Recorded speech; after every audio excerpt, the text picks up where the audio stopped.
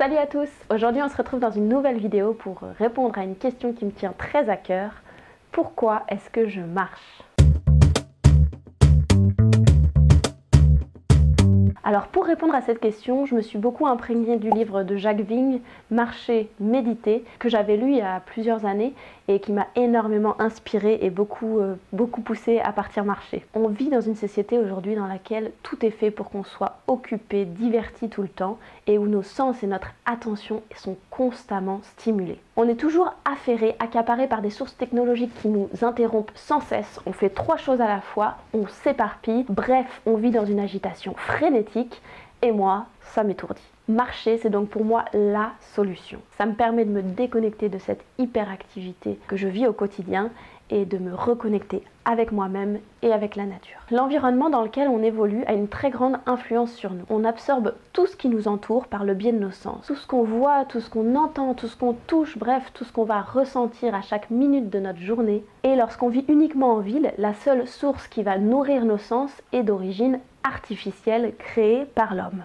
D'où mon besoin d'aller me ressourcer en immersion dans la nature, dans un cadre harmonieux et calme. D'ailleurs, il est prouvé scientifiquement que la marche stimule l'esprit. Je sais que pour ma part, lorsque je vais marcher toute seule une après-midi ou une journée entière, tout de suite il y a des déclics qui se font dans mon esprit. Je trouve des réponses à tous les petits problèmes que je peux avoir dans mon quotidien. Marcher, ça débloque vraiment des portes en moi et ça rebooste toute mon énergie créatrice.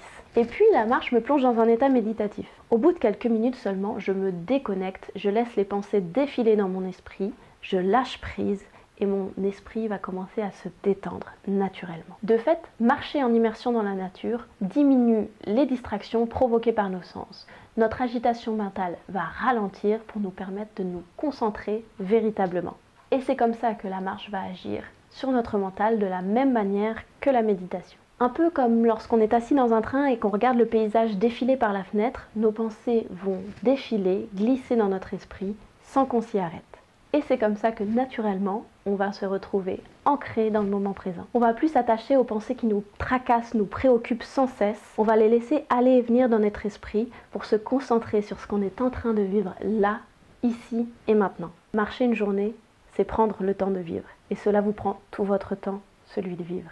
En parlant de temps, marcher me permet de ralentir mon rythme. Dans mon quotidien, j'ai toujours l'impression que le temps m'échappe et file à une vitesse terrifiante. Et marcher, ça me fait vraiment réapprendre la lenteur en transformant mon rapport avec le temps. Je vais citer Sylvain Tesson qui, dans son petit traité sur l'immensité du monde, dit « Pour échapper à la course déclinante du temps que nos âmes sur la terre mènent contre la montre, rien ne vaut que de se déplacer lentement, pas à pas. Baissons l'allure et le temps lui-même, par un étrange effet d'imitation, ralentira son débit. » En plus de faire ralentir le temps, marcher me fait revenir à mes sources. Lorsque je marche, j'ai vraiment l'impression d'être à ma place, au bon endroit, au bon moment. Je pense que comme vous, j'ai toujours relativisé le fait que nous, suprêmes êtres humains, nous nous autoproclamons au centre de la Terre. Et c'est vraiment en partant marcher en immersion dans la nature que je vais me retrouver à ma place dans l'univers, comme un tout petit grain de poussière. Je vais pouvoir comprendre que je ne suis plus qu'un petit grain de poussière finalement dans tout ça, mais c'est aussi ce tout ça qui est très important.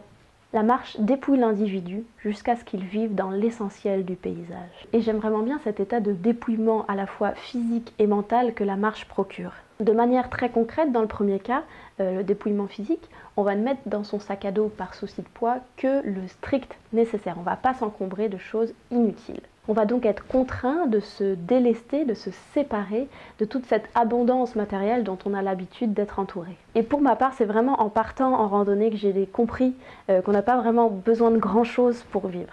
Alors oui, un certain nombre d'objets facilitent notre quotidien, mais ce ne sont pas ces possessions matérielles qui nous rendent heureux.